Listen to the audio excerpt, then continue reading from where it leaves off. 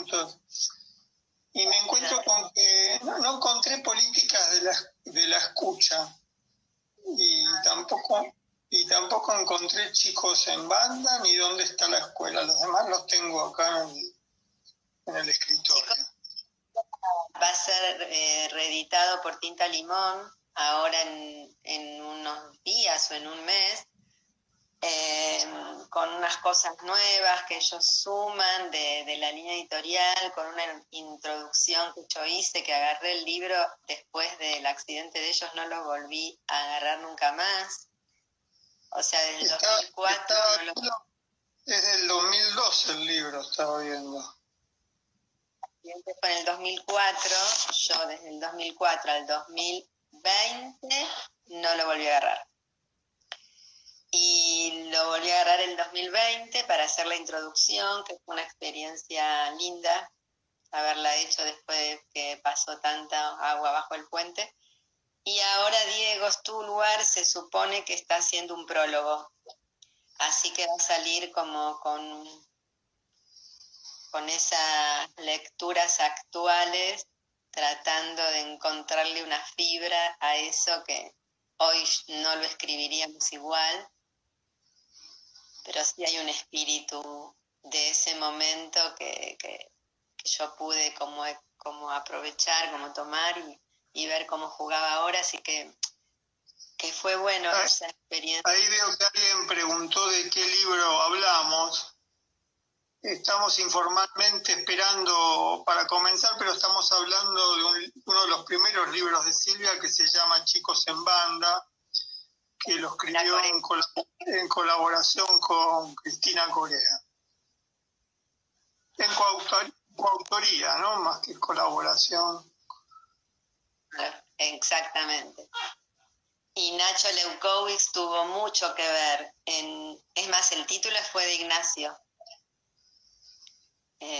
Con esa brillantez y sensibilidad que tenía. Un día estábamos en el estudio y estábamos discutiendo, charlando sobre las últimas cosas del libro y sobre el título, y vamos a la cocina del estudio donde él estaba escribiendo y le tiramos 2 o 3 títulos y seguía con la mirada en la pantalla y nos dice no, y tira Chicos en Banda.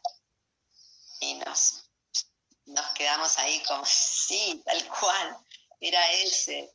Bueno, yo pensaba recién, teniendo acá en el escritorio los libros, la fuerza que tienen los títulos de los libros, y entre ellos ese, ¿no? Que la expresión Chicos en Banda, qué fuerza que tiene, ¿no? Y la idea de estar en banda, que es polisémica esa idea, tiene tantos sentidos queribles, ¿no?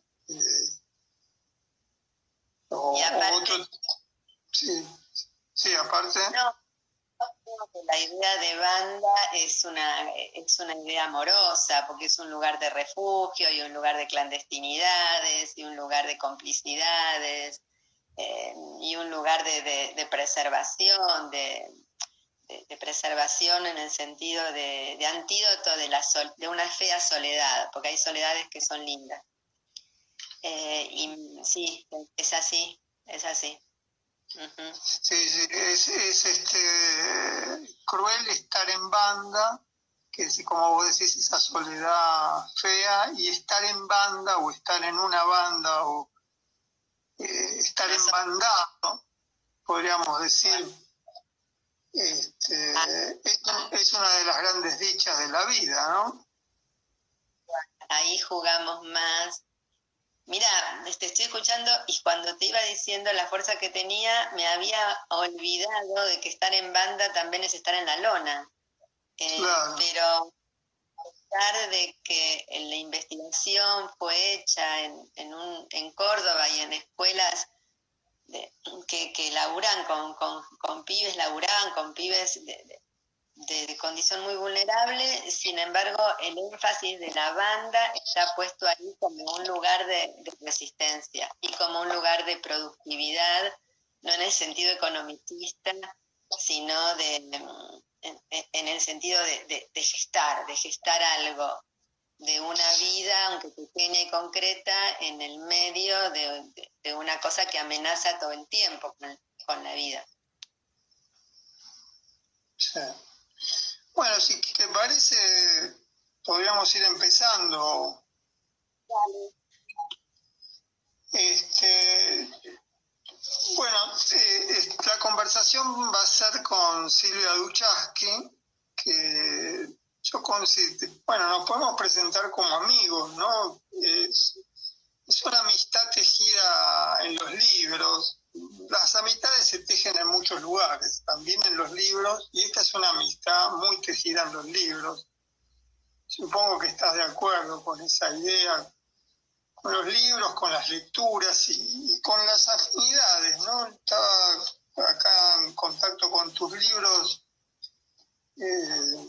participo de la historia de muchos de estos libros, es una emoción tenerlos también, esa idea de emocionarse en cercanía de los libros es una cosa que podríamos después conversar, ¿no? Ese lugar de la lectura y la amistad, esa amorosidad amistosa alrededor de los libros.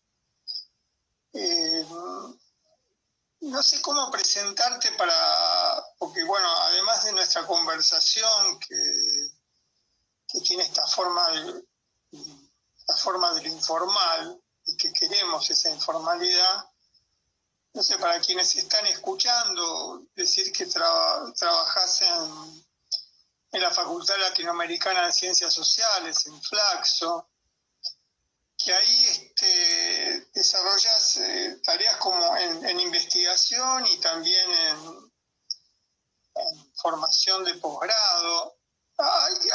Me marqué como que no me quería olvidar para nuestra conversación el curso que venís sosteniendo hace muchos años de pedagogía mutante, porque en una de las cosas que quisiéramos charlar es la idea de mutación. Y vos ya hace años venís con esa idea. Y después quería convencionar los títulos de los libros, no extenderme en los comentarios. El último se llama Políticas de la Escucha en la Escuela.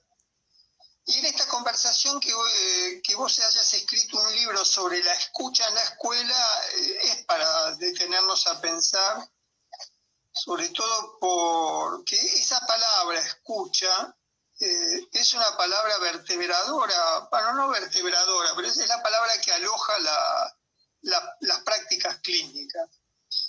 Y en ese sentido hay en tu trabajo una clínica de la escucha en la escuela, o el libro Desarmando Escuelas con Elina Aguirre.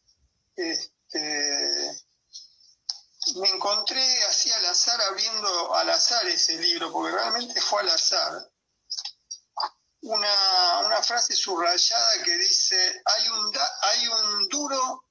un dato duro insoslayable. Diariamente la escuela nuclea un conjunto de presencias. Y hoy me impactó la palabra presencia de otra manera que hace unos años. También están imágenes de lo no escolar, que eso también nos aproximó en un sentido la cercanía que había de las imágenes clínicas en un hospital psiquiátrico y las imágenes de lo no escolar o de esa otra escuela con la que trabajas siempre. Maestros errantes, la escuela como frontera, bueno, Chicos en Banda, que es la referencia que estuvimos pensando antes. Bueno, y quería comenzar con algo que pueda servir de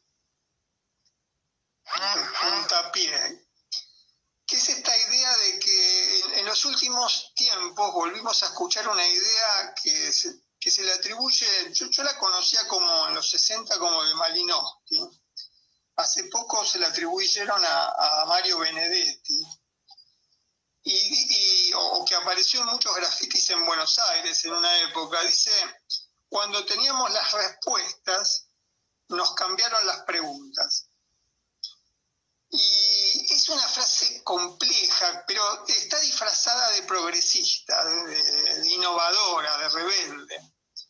Y en realidad a mí me parece que una de las cosas que compartimos con Silvia es que nunca tuvimos las respuestas, no las teníamos antes, no las tenemos ahora, no las tendremos después.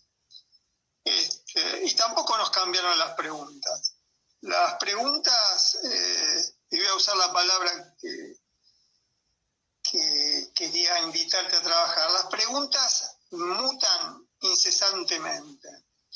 Así que esa proposición, ese sintagma, cuando teníamos las respuestas nos cambiaron las preguntas, además de ser de una gran soberbia, no nos representó nunca, no nos representa para nada, ¿no? A quienes nunca tuvimos nunca tuvimos las respuestas, ni nunca vimos aquietadas las preguntas. En el título de esta conversación nosotros elegimos una proposición que está en uno de los textos que vos me enviaste, que es entre el virus y la experiencia del virus. Por ahí podemos empezar por ahí, ¿no? ¿Qué distinción querés hacer entre el virus y la experiencia del virus? Bueno, primero quiero contarte que te agradezco especialmente esta oportunidad y al mismo tiempo en varios momentos en esta semana dije, ¿para qué acepté? Porque me embarqué así como una obsesiva a tomar notas, a leer cosas, pero con una arbitrariedad total, pasar de un texto a otro, atípicos que nunca los había siquiera considerado en otro momento. Y estoy en un estado de coctelera, así que probablemente muchas de las cosas que diga estén desilvanadas. En este tiempo creo que no se puede mucho más, pero me resulta interesante la posibilidad de compartirlas y de escucharte y de escucharnos, a ver qué sale ahí. Con respecto a lo que acabas de decir, me gusta que hayas empezado por ahí, porque yo creo que la constante es, no sé si lo vas a compartir, un estado de pregunta.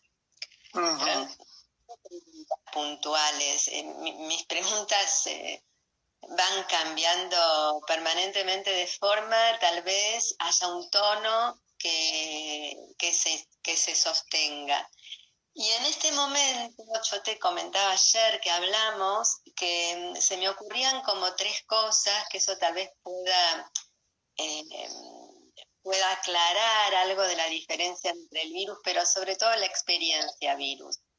La primera cosa que me aparecía era esta pregunta: ¿en qué nos parecemos el CB19 o el virus como microorganismo y las humanos?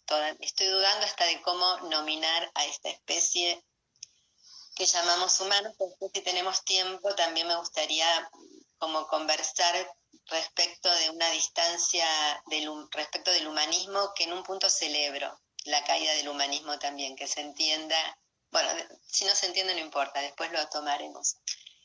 Entonces, en relación a en qué nos parecemos, yo te decía, el virus y nosotros tenemos algo en común. Y eso común es una sensibilidad, aunque obviamente se trata de una sensibilidad con gradientes de diferenciación y de sofisticación probablemente, ya no estoy segura de nada, pero una sensibilidad que da cuenta de algo que históricamente venimos leyendo de Spinoza, que es que todo ser persevera en su ser. Quiere perseverar en su ser, aunque este quiere, en el caso del virus, no lo pienso como voluntad. Entonces, entre mí y nosotros hay una sensibilidad, y esa sensibilidad tiene que ver con la capacidad de afectar y ser afectados.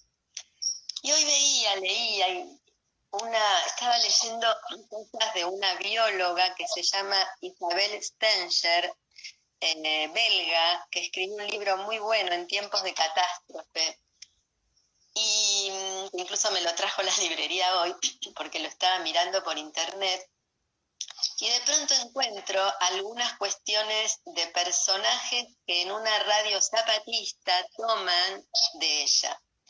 Y dicen lo siguiente, que desde la hibris moderna, decía en este texto, se desconoce que un virus, como todo agente biológico, no solo existe, sino que tiene una significación en sí misma.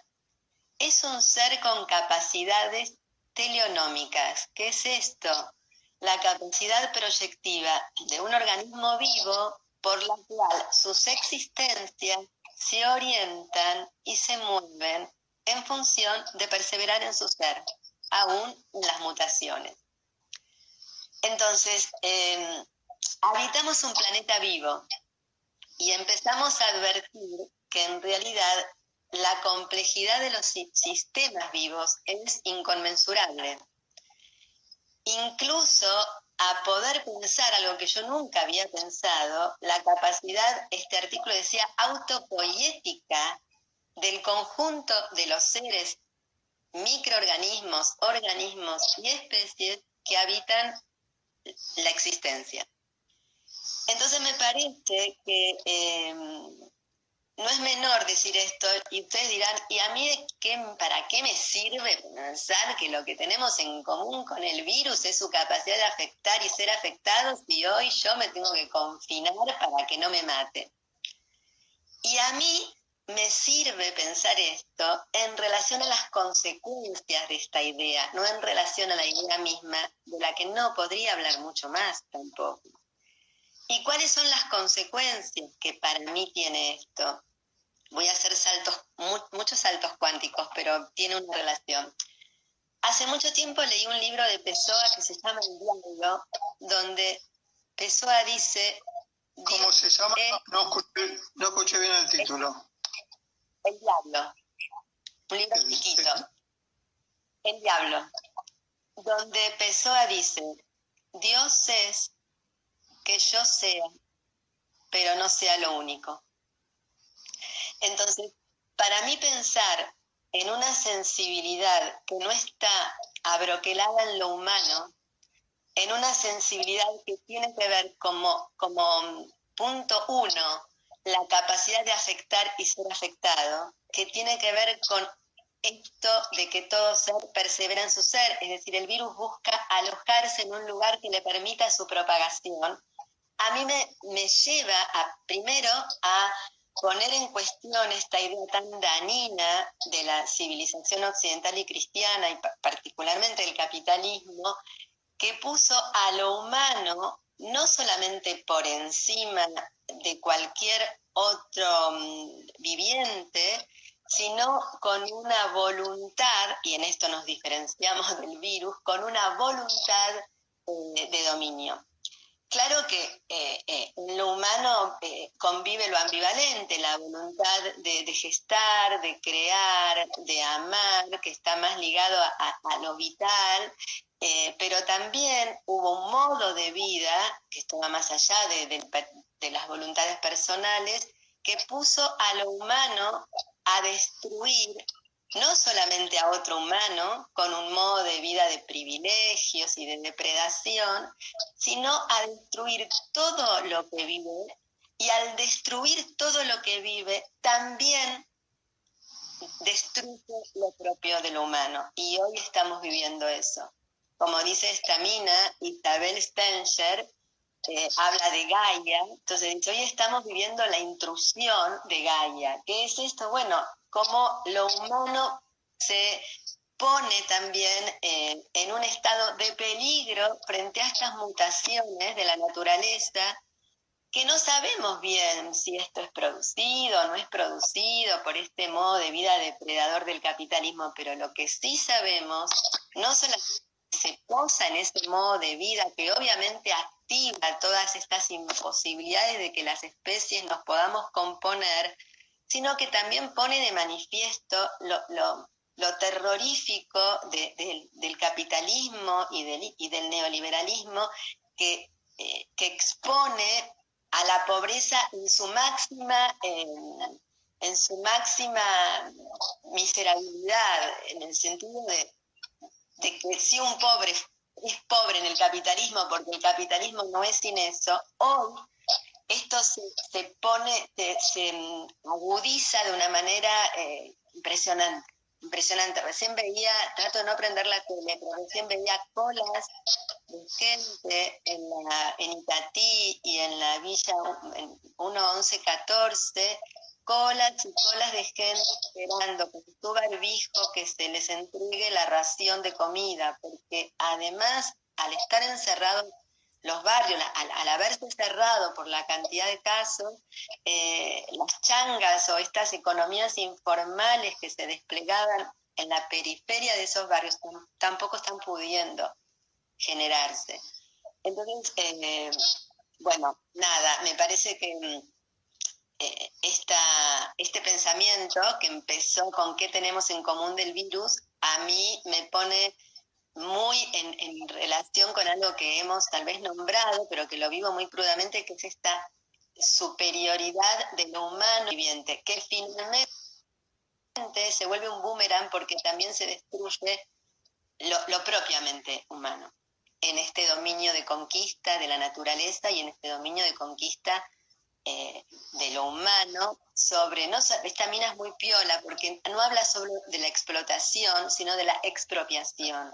Como que el capitalismo también es un sistema que expropia o secuestra lo vital en todas las esferas. En la esfera del amor, en la esfera del trabajo, de las economías, de lo doméstico, en todas las esferas, porque nos coloca en una maquinaria la que parece que no podemos parar. Sí, creo entender lo que estás planteando y desde dónde lo planteás. Me parece que encontrás en el virus un modo de volver a poner en cuestión la idea de humanidad y una cosa que está en tus libros en relación a la escuela, la idea de vos tenés un libro que se llama La escuela como frontera. La idea de humanidad está vinculada a la idea de frontera. Me parece que lo que vos estás sosteniendo es que la experiencia del virus, lo que vos estás llamando la experiencia del virus, permite objetar esa experiencia de la humanidad como separada de lo viviente, ¿no? Como esa soberbia de la humanidad, ¿no? El virus pone a la vista lo irremediable para la soberbia humana del común vivir, porque es un común vivir con lo viviente que salta las fronteras. De hecho, una de las conjeturas sobre el virus a partir de la zoonosis es que salta de la frontera animal a la frontera de los vivientes, de las vidas que hablan. Entonces me parece que esto no sería algo para discutir hoy con los sanitaristas, pero me parece que es una buena oportunidad para que incluso dentro del contexto de esta facultad, donde si bien esta charla no es en la facultad, sino después de la facultad, después de la clase, ponernos a pensar sobre el lugar que tiene la idea de humanidad. Si hay que volver a rescatarla y traerla a la vida con sus ternuras, suavidades, sus memorias, sus utopías, o quizás dejarla hundirse en la nada con todas las crueldades que le conocemos. Y estar a la espera de que tal vez nazca, haya nacido o esté naciendo un común vivir que no quede clasificado con las coordenadas de lo humano y lo no humano. Exacto. Me parece que ese es un punto que nos interesa, ¿no? Sobre todo porque una de las cosas que más me preocupa es que la humanidad hoy está vinculada a la idea de crueldad. Entonces, hay un deseo en esta conversación de marcharnos de la idea de humanidad, o por lo menos recordar que esa supuesta humanidad no puede sostenerse amurallada a través de fronteras que, bueno, el virus, las bacterias, lo viviente traspasa continuamente, ¿no? Creo que para tomar un ejemplo chiquito, ¿no? Y a seguir con estos saltos, pero me parece que abonan a las ideas que intentamos esbozar, yo diría de la humanidad con mayúscula, ¿no? De esa idea de primacía, ¿no? No de lo humano como un modo más, siguiendo Spinoza, un modo más de la vida, como la vida se expresa a partir a través de distintos modos, un modo es lo humano, pero no hay jerarquías. En términos de lo viviente no hay jerarquías. Pero mientras te escuchaba, para también volver a igual yo dejaría pendiente la posibilidad de salir de la idea de lo humano a esta altura. No, habrá que pensar, habrá que pensar si queremos, con todos los cuidados y reparos que estás poniendo, conservar esa idea como un lugar que nos aloje. Mira, Marce, mientras te escuchaba... Más allá de la humanidad con mayúsculas, la humanidad con minúscula es una experiencia continua de crueldad. Y entonces me parece que salir de la humanidad en este momento, aunque suene difícil de escuchar, porque la humanidad es también un lugar de ternuras y, como decía antes, de memorias, de utopías, salir de la humanidad tal vez es un paso para intentar preguntarnos si es posible salir de la crueldad. Sin contar que, como vos misma dijiste, humanidad se ha vuelto un sinónimo de capitalismo. Sí, exacto. Y vos sabés que mientras te escuchaba, que tengo acá una serie de mezcla de libros, no sé si me dejas, quiero leer un poema que se llama Cruzando el Puente, que está muy en consonancia con lo que estamos diciendo. Es otro registro, pero esa es otra de las cosas que me parece también interesante, ¿no? Que en la supremacía de la humanidad está también la supremacía de una forma de lenguaje, está también la supremacía de la abstracción, de un lenguaje, de una discursividad ampulosa, y se desprecia otras formas de registros, otras formas de voces, que son pensamiento también. Y quiero leer esto. Se llama Cruzando el Puente, y este título viene bien para lo que vos acabas de sintetizar con más fuerza de la que yo dije respecto de la humanidad con mayúscula. A ver qué puente tenemos o somos capaces de cruzar. Dice así, voy a leer algunas partes, voy a hacer un tráfico con esto, no lo voy a leer todo. Mi edad más frágil dio comienzo.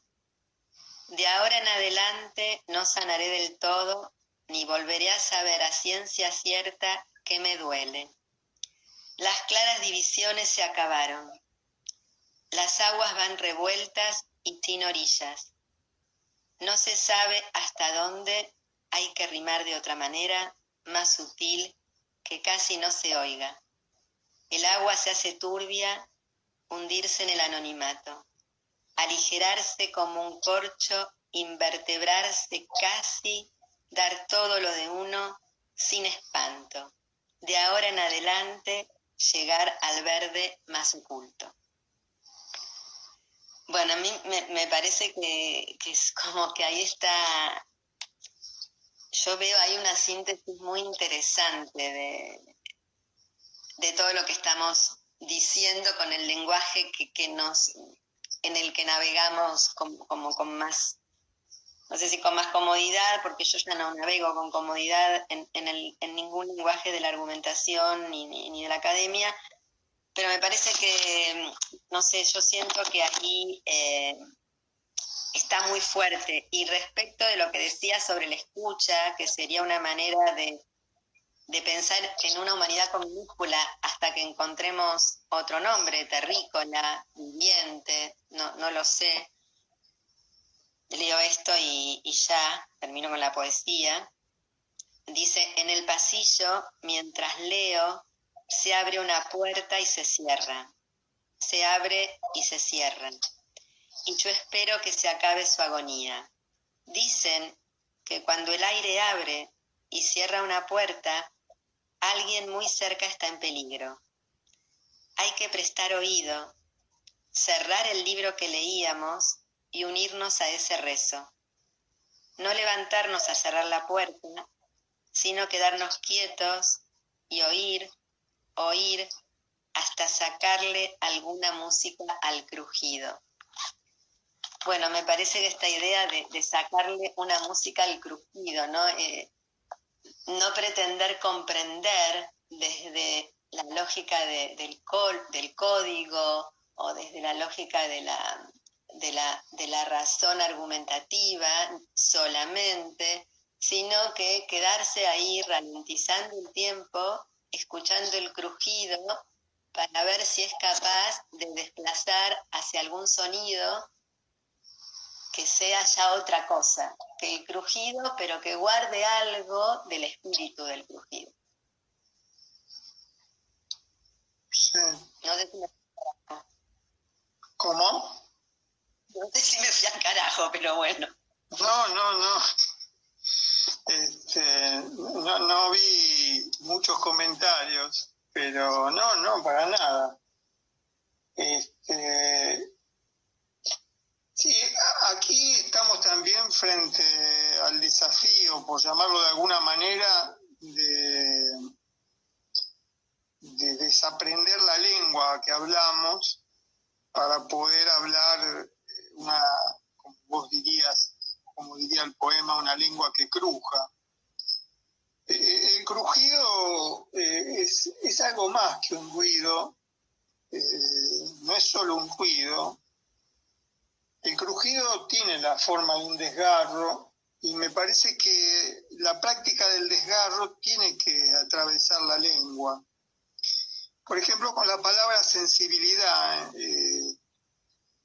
a mí me parece que nos conviene siempre usarla primero en plural, incluso más allá del neutro, que ayuda mucho, decirlo sensible. Usar el sustantivo en plural en principio hace crujir la idea de la individualidad y de lo personal.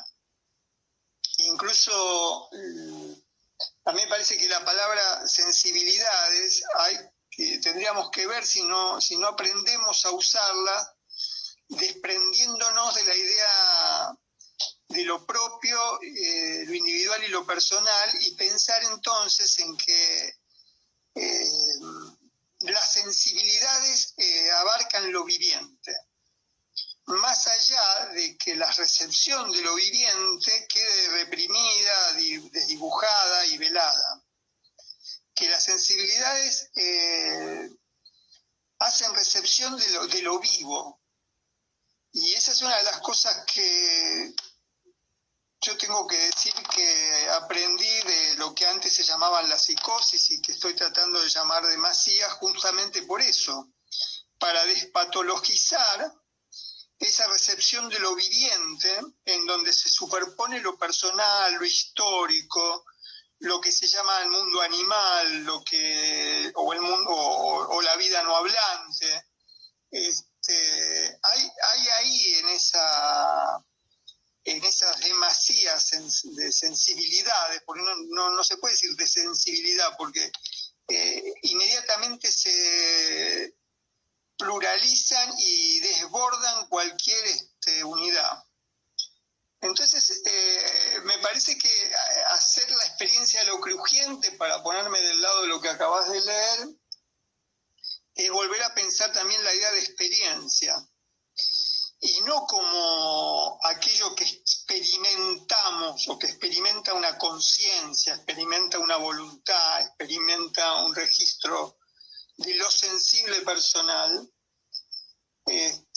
sino la experiencia como la deshabituación de aquello que el sentido común impone como experiencia.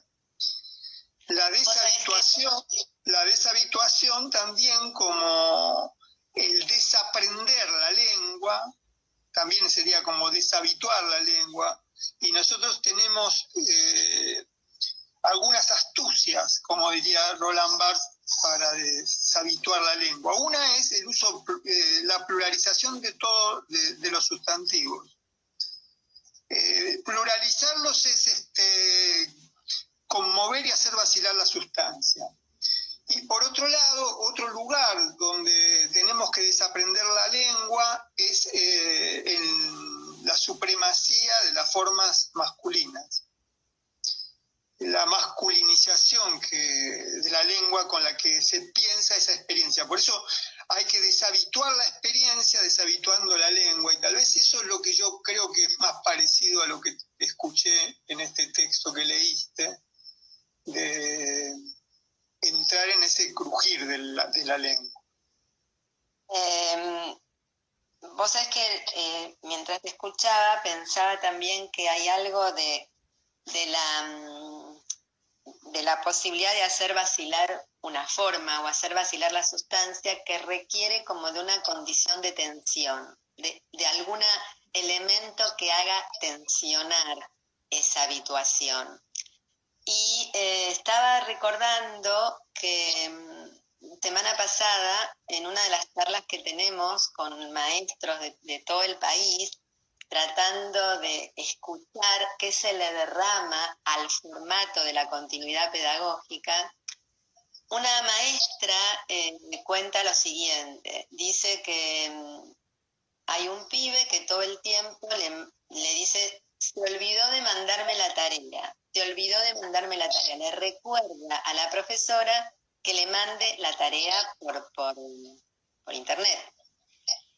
Y entonces ella dice: pero yo no sé por qué me la pide, porque nunca la hace. Entonces su hábito pedagógico la llevó a empezar a calificar todos los déficits de este pibe que no responde a la tarea. Y se olvidó de la primera parte, que es la solicitud que el pibe hacía a que ella le mande una tarea que él después no respondía. Entonces empezamos a tratar de tensionar este hábito de la lectura pedagógica, de lo que nosotros llamamos la lengua estatal, el lenguaje estatal o el punto de vista escolar estatal, que no tiene que ver con el aparato del Estado, sino que tiene que ver con una forma trascendente que se inocula en la percepción de los cuerpos, y automáticamente todo lo que ve lo conduce a esta premisa que implica déficit en este caso.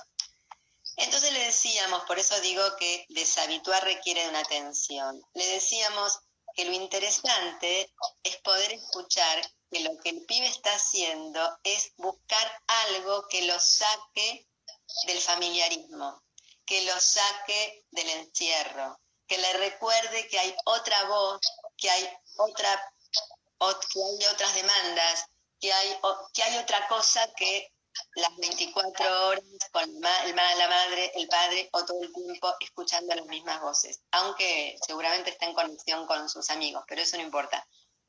Entonces, ella ahí, que está fragilizada como todos nosotros, pudo introducir la lectura de esto que hacía el pibe y correr ese punto de vista escolar que le impedía entrar en un lazo que es posible a un consumo, porque es posible siempre y cuando esto pueda hacer jugar una presencia, y la presencia es una escucha, es la escucha de algo que se está moviendo y que va moviendo las decisiones en el seno de esas relaciones. Entonces me parece que hay algo interesante en esto que llamás deshabituar, y que yo lo asociaría con la posibilidad de introducir tensiones. Si hay algo que no se deshabitúa. Te quería preguntar, a ver si entiendo bien. Desde la lectura que llamás estatal, la maestra percibe que ese pedido de que le mande la tarea termina siendo incomprensible, porque él nunca cumple con hacer la tarea, el pibe nunca cumple con hacer la tarea. ¿Entendí bien? Ella no se hace una pregunta acerca de la solicitud del pibe, sino que precipita una respuesta a la ausencia de la tarea que él entrega, a la tarea que no entrega. Piensa esa cercanía que se establece con la demanda, mandame la tarea, la piensa como desde el registro de la realización de una tarea y el cumplimiento de una normativa, más que de una normativa, de un automatismo escolar.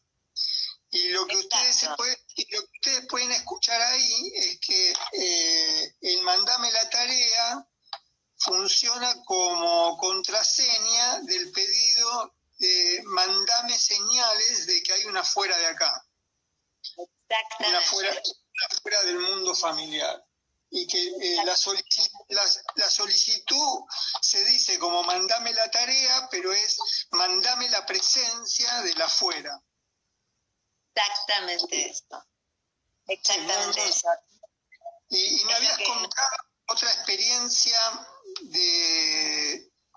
pensé que ibas a contar esa otra experiencia que no quiero decir el final para que la puedas contar, pero la que me contaste ayer, ¿te acordás?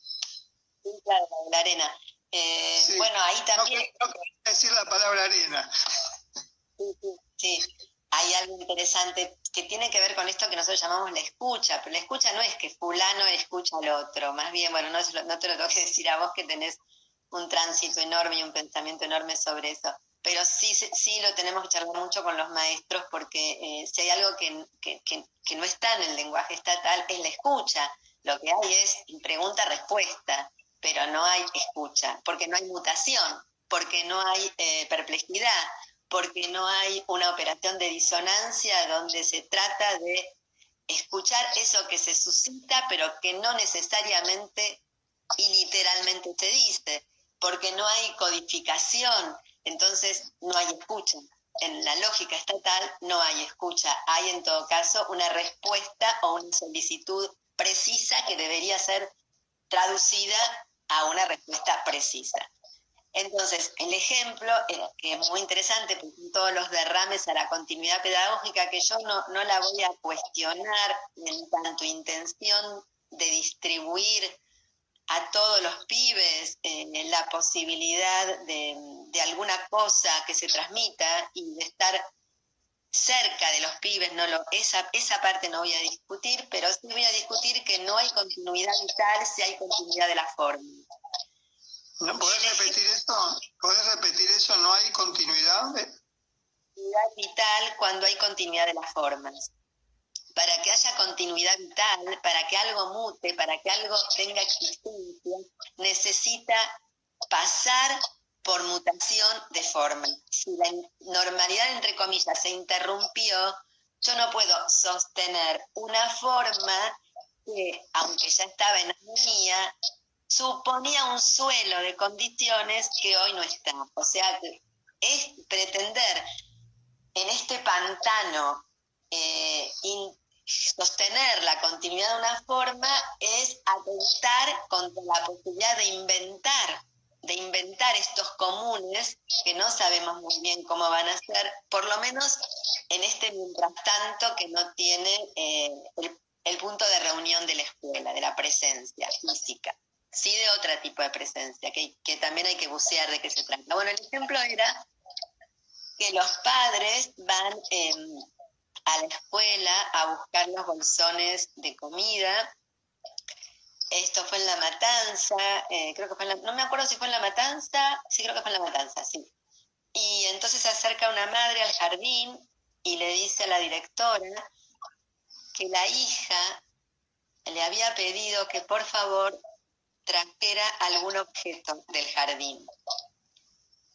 O sea, a esta nena no le alcanzaba las actividades casi que de manera compulsiva no dejan de mandarse, sino que no le alcanzaba la pantalla, no le alcanzaba ni siquiera el WhatsApp, que eventualmente a veces entre maestros y pibes se produce una conversación, sino que quería un objeto, una cosa, una cosa que tenga olor, que tenga textura, que la pueda tocar, que le pase algo a su mano cuando la toca y le pase algo a la cosa cuando recibe su mano. Y entonces la maestra escucha, ahí sí escucha, y no es que va y agarra una muñeca y cualquier cosa y se la da, sino que toma una bolsa y la empieza a llenar de arena y le manda, ya no solo a esta nena, sino estimulada por esta nena, lo hace con los demás, bolsas con arena del arenero. Entonces, bueno, ahí eso a nosotros nos resultó re interesante, porque es una manera de hacer jugar el cuerpo en términos de, y saquemos el él, ¿no? De cómo lo pensaba Spinoza, como esta capacidad de afectar y ser afectado, como en este caso el pedido a la inversa de lo otro, que sin embargo en una conversación pudo ser tensionado y pudo desplazarse hacia otros carriles, pero acá desde un primer momento aparece una mutación interesante, porque no solamente la piba recibe algo concreto que le permite a ella hacer la experiencia de una sensibilidad que es imposible capturarla solamente en la pantalla, sino que la escuela, o en este caso la maestra, a partir de esta irrupción de lo impensable, o de esta irrupción deshabitual, porque es una irrupción, no tiene que ver con el hábito, se repiensa también en toda su lógica pedagógica. Repiensa, no digo que ahí en ese hecho repiensa todo, pero ingresa en una zona de pensamiento y de pregunta, porque algo de un afuera produce en ella un afuera. ¿Cuál es el afuera? Que en vez de seguir con la pantalla, bajando contenidos, bajando tareas y esperando respuestas, hace un parate y produce un desvío impensado. Entonces el afuera acá tiene que ver no con que sucedió con la madre que vino de afuera de la escuela. No, el afuera acá tiene que ver con que se produjo una diferencia y un docente deja de ser jerarquía para pasar a hacerse más plástico a partir de escuchar eso que irrumpe de una niña. Sí. Digamos que ayuda mucho a pensar esto que estás planteando, sobre todo las dos situaciones que ponen en juego la pregunta de qué es lo que vos planteaste de entrada como vos lo planteabas como estado de pregunta, pero se podría plantear como el estado de escucha. Y el estado, en esta segunda escena, el estado de escucha tiene una respuesta que es conmovedora, porque le manda la arena, ¿no? Estaba pensando, escuchándote, que le manda el estar común. Si había alguna manera de mandar algo tan imposibilitado de vivir en este momento, como es el estar en común, que es el estar en común en el arenero. Que el arenero es un espacio extraordinario, porque es espacio de juego, de contactos, de roces, de pequeñas y grandes violencias, de la laboriosidad en común, o el espacio donde lo común recorta distintos estados de soledades, el de la suciedad, el de la no pulcritud, no sé, es el de la experiencia de la corporeidad que puede tirarse, caerse, y ese volumen, ¿no?, que sostiene la corporeidad, le manda el estar en común, ¿no? Es extraordinaria la imagen, ¿no?, le manda la arena. Y por lo que, eso no me lo habías dicho ayer, ella también repite eso de mandarle a todo el grupo de la sala, por decir así, porque casi no los conoció, ¿no? Les manda el arenero, les manda el juego, les manda la vida en común. Exacto, y tal vez podemos decir, a ver, no sé si estarás de acuerdo conmigo, que en el estado de escucha lo que sucede no es que se oye una demanda particular, sino que se efectúa una diferencia. Una diferencia que experimenta un común, pero un común que no es esa comunidad, que no es comunidad. Porque cada vez se va a enfocar en otra cosa. No es comunidad cerrada, no es lo orgánico, no es la comunidad educativa de la que tanto la escuela, que ya se sabe que es, docentes, padres y alumnos en relación a un común que no existe, no hay, como decía, no me acuerdo si lo decía Nacho o lo decía Espósito, mira, pero hay nada en común, hay nada en común. Entonces el estado de escucha puede ser esto, la disposición, no oír una demanda a la que se le responde, sino efectuar una diferencia que permite la experiencia de un estar en común, que luego deberá atravesar otras experiencias que siempre va a quedar de alguna manera abierto o fisurado, no es la comunidad, no es reproducir la comunidad, sino es la experiencia de efectuar precariamente un común, o un común precario. Claro, por eso te decía que cuando estoy de acuerdo, porque justamente propondría pensar el arenero sin la idealización comunitaria, porque la idea de comunidad y la idea de grupos, o la idea de colectivo, grupos, comunidad, sociedad, tienen el peso y la carga de la idealización del estar cerca. Y entonces, o el modelo, o la unidad, o la homogeneidad de lo común. Y me parece que plantear un común jugar, cambiando el lugar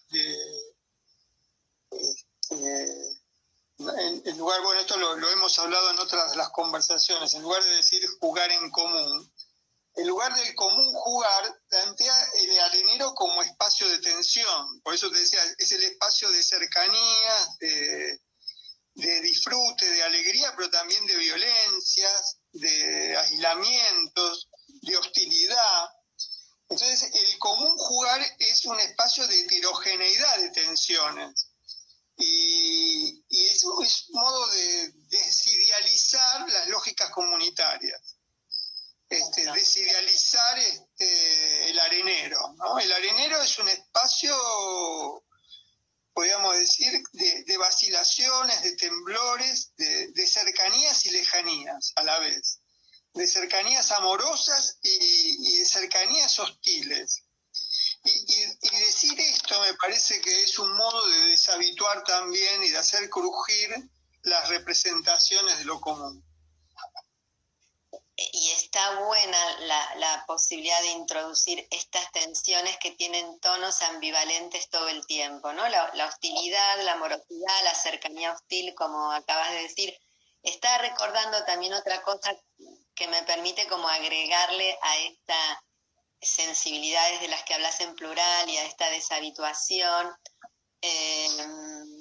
la idea de la perplejidad. Vos sabés que Rosa Luxemburgo pensaba lo bárbaro no como lo opuesto a lo civilizado, sino como el habituarse a lo insoportable. Entonces me parece que también en estas sensibilidades de las que estamos hablando o en esta escucha hay la idea de no caer en la barbarie, pero no como la que pensó Sarmiento, sino como la que pensó Rosa Luxemburgo, 15, no caer en la habituación de lo insoportable. En el lenguaje escolar, o en lo que nosotros llamamos la lengua estatal, lo insoportable siempre está afuera y puede ser neutralizado, y puede ser regulado, o puede ser controlado, o puede ser clasificado. Nunca la perplejidad atraviesa los cuerpos que están presentes ahí como omitiendo jerarquías. Nos contaba una directora, que es una genialidad la experiencia que ellos hacen en ese jardín maternal, que cuando ella va al jardín para darle los bolsones, no solamente de comida, sino en este caso no es solo lo que reciben de la ciudad, sino lo que ellos juntan, porque atienden a una población de un barrio muy, muy vulnerable que está ahí cerca de Chacarita, La Carbonilla, que decía que cuando se acercaban los padres, uno los quería abrazar y no podía, y tenía el barbijo, entonces casi tampoco podías sonreírles, que no los veía hace un montón, ni tampoco mucho hablar, porque el barbijo es incómodo.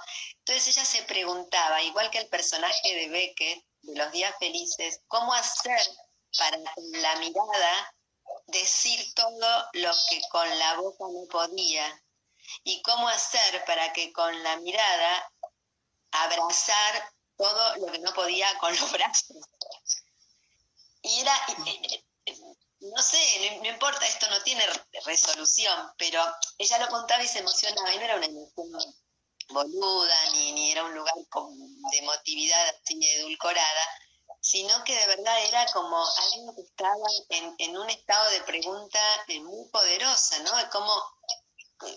Cómo con esta estrechez ampliar las posibilidades de vinculación.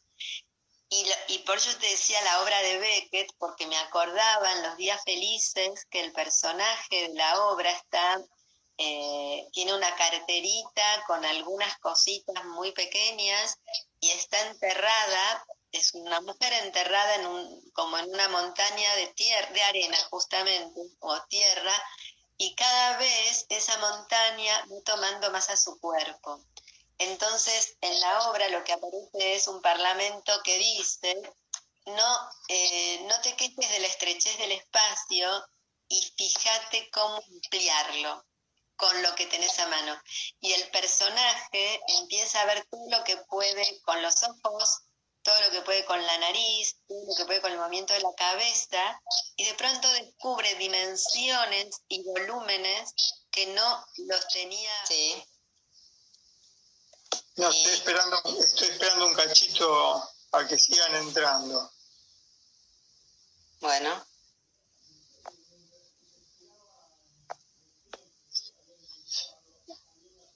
Después, mientras que te esperaba recién que había ingresado, había una pregunta que decía cómo deshabituar al capitalismo más allá de las astucias de la lengua o del lenguaje.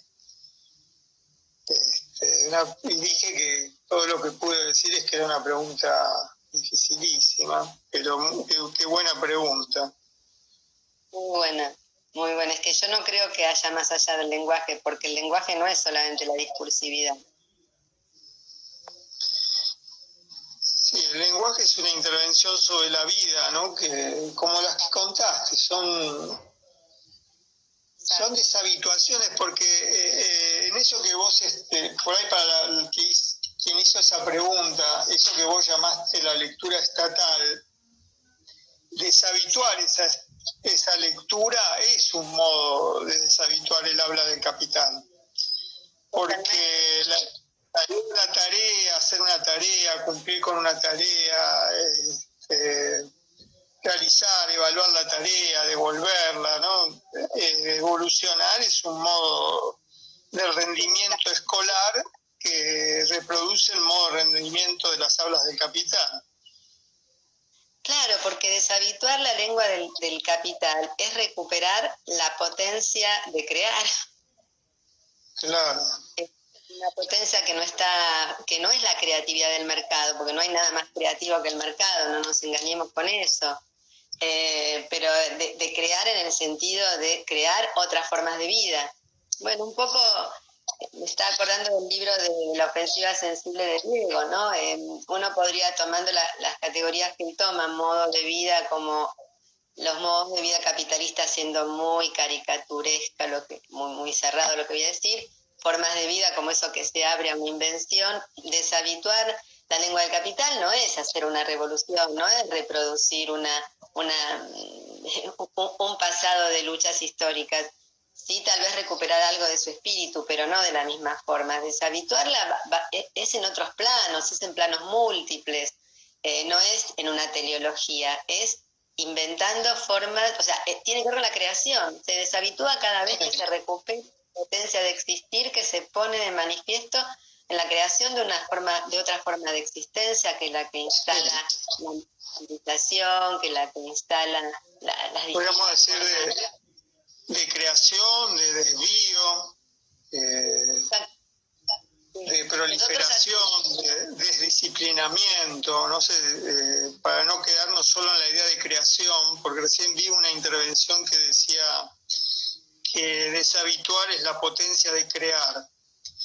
Y no olvidemos que la palabra creación sigue teniendo y va a tener siempre un sentido teológico muy importante, ¿no? La idea, por eso me parece que no es crear de la nada, sino es ese habitar la nada como desvío, como la escucha no es la inauguración de algo que se dice por primera vez, ¿no? Es el desvío que escucha algo que se escucha solo si hay desvío, si no, no se escucha. Quería retomar lo de la barbarie, que me parecía que se podía pensar el arenero como experiencia de la barbarie. A partir de las formas de la crueldad contemporánea y la crueldad que aumenta la experiencia del virus, volví a leer El matadero de Echeverría, donde se expresa con más que... Bueno, es como la primera novela que inaugura la literatura argentina, y donde se expresa la idea del paralelismo, ¿no? Porque cada vez que se establece una frontera o una clasificación, comienza el problema de la barbarie.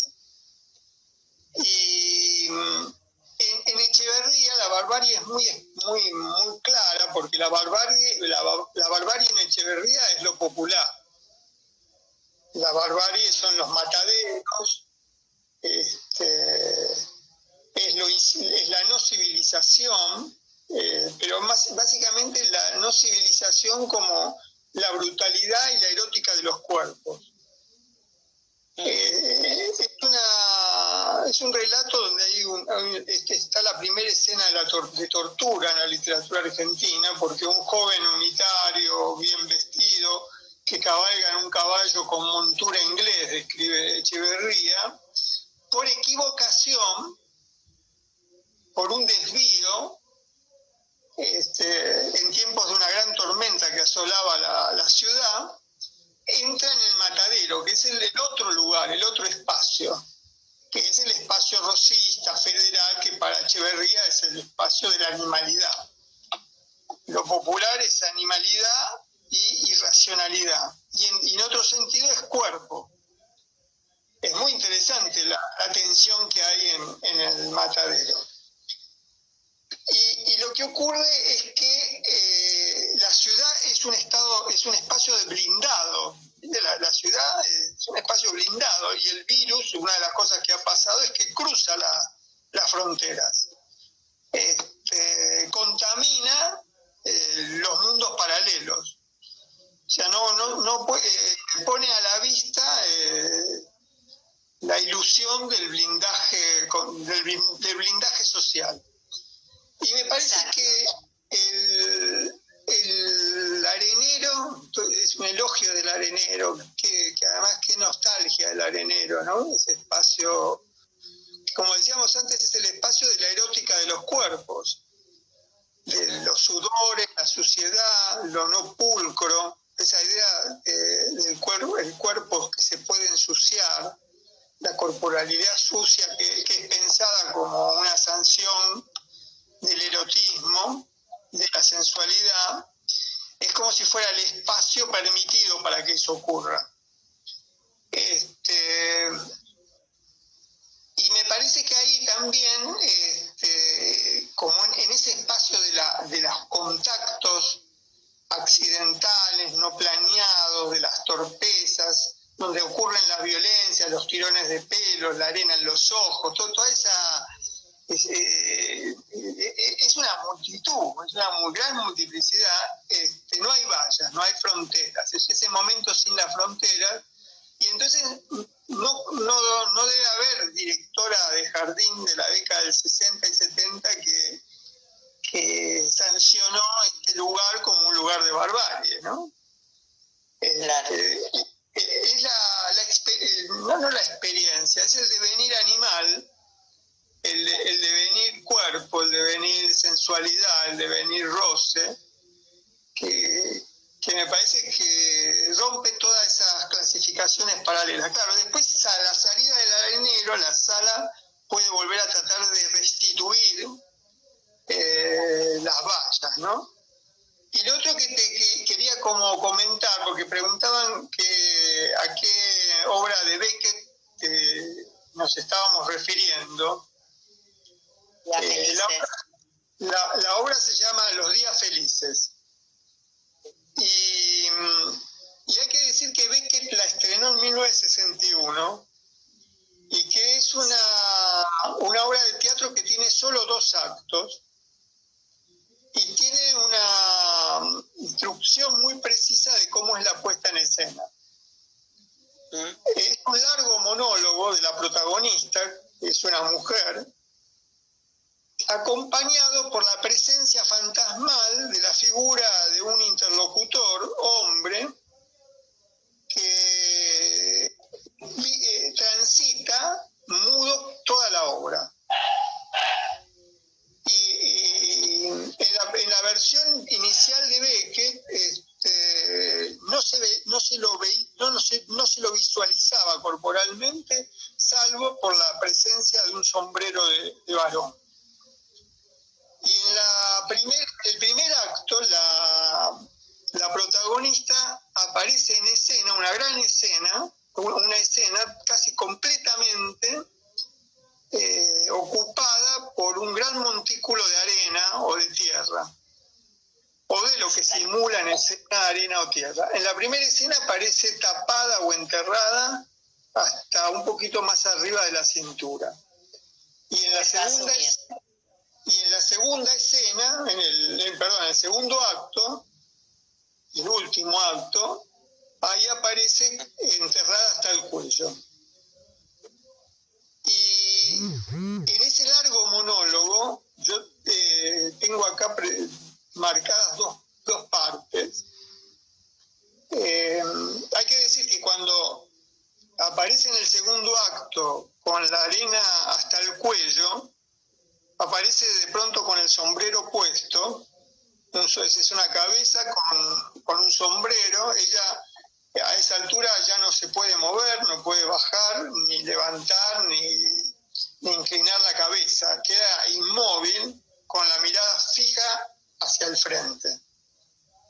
Y Beckett dice con tono de frivolidad, él puntúa, ¿no? Dice frívola: vaya, este sí que es un placer inesperado. Pausa en el texto. Y entonces dice: me recuerda el día que viniste a suplicar mi mano. Parece que ella ahí hace una evocación y bueno, reconstruye ese momento, lo romantiza y le pide a esa presencia fantasmal que trate de recuperar algo del entusiasmo de esa época, ¿no? Y sobre el final, casi al final, dice: en fin, ¿qué importa? Eso es siempre lo que digo. Habrá sido un día feliz. Después de todo, otro día feliz.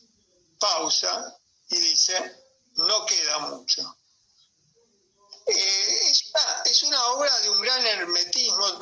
Tal vez es la obra que, no sé, en este momento más interesante para pensar de Beckett, por la inmovilidad, por el encierro, por la asfixia, porque la arena al cuello en esta circunstancia donde ese alojamiento del virus lleva a una experiencia de la falta de aire. Es una de las muertes más atroces, la de la asfixia. No quiero ni evocarla en este momento, pero la obra de Beckett es una obra de una gran asfixia, y esa asfixia está por momentos habitada por la frivolidad. Por eso quería subrayar que Beckett puntualiza que son frívolas las intervenciones de la protagonista,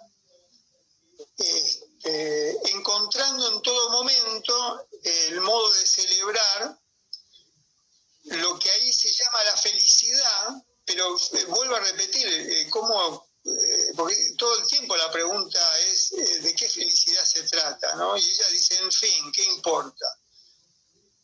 Eso es lo que siempre digo. Habrá sido un día feliz. Después de todo, otro día feliz. No queda mucho, ¿no? No, quería evocar esas coordenadas de la obra, tal vez para quienes están escuchando. Yo no sé si yo lo pienso más como lo banal que como lo frívolo, aunque tal vez sea lo mismo. Tengo el recuerdo de Marilú Marini, vi la obra con ella, teniendo el lápiz labial en la mano y sacando un espejito de una cartera minúscula, casi ridícula, y era como que esas pequeñas cosas se exageraban muchísimo. El lápiz labial, el pintarse los labios, guardarlo en la cartera, sacar un espejito. Y era como que bueno, frente al encierro, eso concreto adquiere una dimensión, un volumen enorme. Como que la felicidad está ahí, en eso concreto, en eso chiquito, en eso palpable, pues lo otro sería del orden del huracán, de lo real, así como dicen los lacanianos. Sí, hay una cercanía entre la idea de frivolidad y banalidad.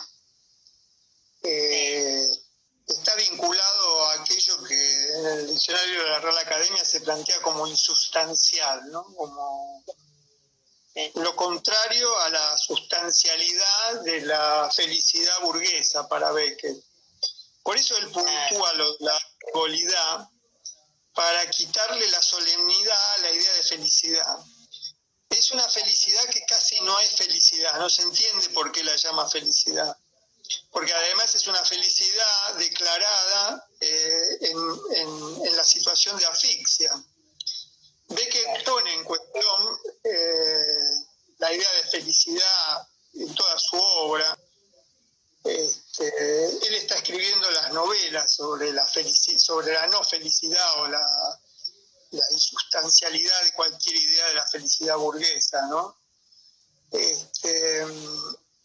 Tiene pocos objetos, es cierto, tiene una pequeña cartera, hay un espejo, en la cartera hay pequeños objetos, después tiene un paraguas que cumple en un momento de la escena tiene un protagonismo, y el sombrero. Y no recuerdo creo que no hay más objetos que eso. No. En la última escena, con la arena hasta el cuello, y esa cabeza con un sombrero inmóvil, es impresionante. Hablando de eso, ¿no? Estamos contando una obra de teatro. Es muy difícil contar el teatro de Beckett por ese desafío de lo representacional que hay, y que no se puede contar es una narración de detalles, como vos decías, ¿no? De miradas, de gestos, de posiciones, de inmovilidades. Es muy difícil contar algo así. Pero además pone a la vista el problema de la presencia, ¿no? Tal vez en este momento hay muchas cosas que se pueden hacer a distancia y se hacen, pero qué nostalgia, ¿no? Qué tristeza de la falta de presencia. Eso que la maestra trató de abrazar a través de la bolsita con arena, ¿no? La bolsita con arena, porque la arena tiene olor, tiene volumen, se puede tocar, es una experiencia táctil como hay pocas. La arena evoca un universo de relaciones, evoca una plaza, evoca amigos, evoca juegos, evoca escuela, o sea, es un objeto que encierra, que en sí mismo ya son relaciones, un conjunto de relaciones. Más tal vez que todos los objetos son un conjunto de relaciones, pero digamos, en el arenero eso se ve como con mucha más nitidez. Sí, sí, sí. La verdad que ese gesto de la arena es por ahí en esta conversación es lo más potente que podemos relatar, ¿no? Ese también llevarle a la casa o llevarle la presencia del desorden del arenero. Exacto. Ese desorden por fuera de la familia, como vos dijiste, ¿no? Que es necesario, que es poder habitar un desorden por fuera de la familia y todo lo que la escuela hace para cancelar ese posible desorden. Vos el otro día, a propósito de esto, me dijiste algo que yo anoté, que el Estado no sabe habitar los intervalos, no respeta los intervalos, ¿no? Sí. Y lo asocié ahora cuando hablaba del arenero como el fluir desordenado de afectos que actúan cercanías, distancias, esa íntima fugacidad del estar ahí. Es como un intervalo, ¿no? Y ella le lleva ese intervalo, en un intervalo que es la suspensión de la continuidad del jardín. Quería que comentes algo sobre eso. ¿Qué te parece? Me parece que en este momento, que paradójicamente, pero que de verdad no es que la escuela está agonizando, sino que desde lo que nosotros con mi equipo pensamos directamente, no quiero poner una palabra tan fuerte, pero me sale esa, como que murió, aunque después pueda renacer, ¿viste? Como el capitalismo que está atacado por todos lados, probablemente se reconstituya, no lo sabemos, pero que está golpeadísimo. Y lo que sucede en este momento es que los maestros se encuentran frente a la posibilidad de meterse en la maquinaria, aunque el bote esté totalmente hundido, o de aprovechar que ya no hay bote para ver cómo arman alguna otra cosa, porque lo que perciben es pantanoso, de verdad es pantanoso. Y me parece que, no es que yo digo qué suerte la pandemia, para nada, pero me parece que esta intensidad del quiebre de una maquinaria, por más que encuentre coletazos que pretendan hacernos creer que algo sigue igual, es imposible tapar el sol con las manos. Entonces, es también una oportunidad para que este tipo de cosas se pongan muy de relieve y aparezca la sensación del pantano como condición que te empuja a una invención, a una huida, a una fisura en la maquinaria. Sí. Eso me hace acordar un poco a estas conversaciones, ¿no? Yo te decía, se llaman después de clase. Y bueno, se llaman así por varias razones, pero una razón que quisiera evocar ahora es la razón de que la vida universitaria, las aulas, no consisten solo en la clase. Claro. Sobre todo en este momento que hay tanto esmero y elogio de la cursada virtual. Tenemos que recordar que el aula no consiste solo en la clase, no consiste solo en la entrega de un trabajo escrito, en un foro. El aula consiste en el estar en común. Y el estar en común en un recinto donde hay tensiones, donde hay desplantes. Por ejemplo, ¿qué pulcritud la de esta conversación donde de pronto alguien se va de la conversación y es un número nada más sutil, suave, recién había 133 y ahora, bueno, 136, pero después, ahora 132, 131. Esa cosa de irse en el aula tiene una fuerza que acá no... Cada vez que alguien se levanta de su silla en un aula, cruza un pasillo y atraviesa la puerta y se va, ¿no? La fuerza que tiene eso en las palabras, en la clase, en las ideas. ¿Sabes cómo extraño eso, no? Que parecía que fuera el momento más de la terriblez de la clase. La clase que es como guaridas del amor, guaridas de la amistad, de amores que se realizan, de amores frustrados, incumplidos, de las miradas, de la soberanía de la distracción, porque ahí la distracción es soberana, ¿no? Entonces, quienes están como enloquecidos por tratar de sostener la continuidad, ¿no?, de las aulas en la virtualidad, me parece que, como vos decías, está muy bien y lo hacemos, pero no, tenemos que sostener la memoria de que el aula no es solo la clase. Que el aula ahí, tal cual, en esa continuidad están las resacas del humanismo. Hay que esa voluntad de que vamos a transmitir los contenidos, de que vamos a producir un hombre nuevo o un emprendedor.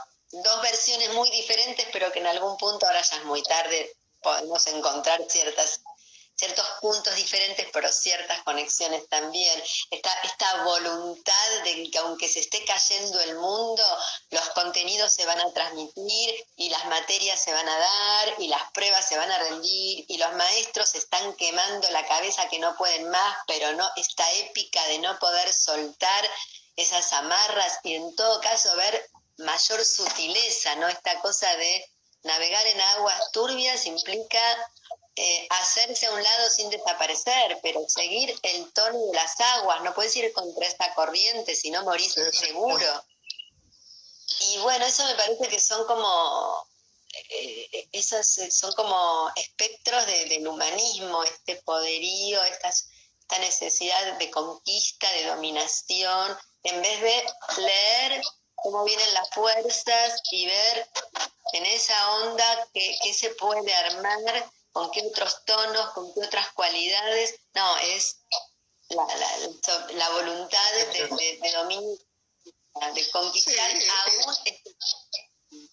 Es el deseo de la normalidad, no me saquen mi normalidad.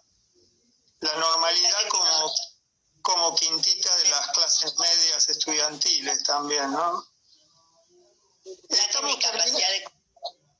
Vamos terminando, ¿no? Ya estamos pasados la hora y termino el vivo con una cita de uno de tus libros. Son 3 líneas. No digo de cuál. Dice: aprender es primero sentir, pero no registrar un sentimiento personal, sino corporizar alteraciones en los modos de ver, de significar, de recibir los afectos, de preguntarse. Bueno, Silvia, gracias, un beso y finalizamos acá. Gracias a vos, abrazo, chau, chau.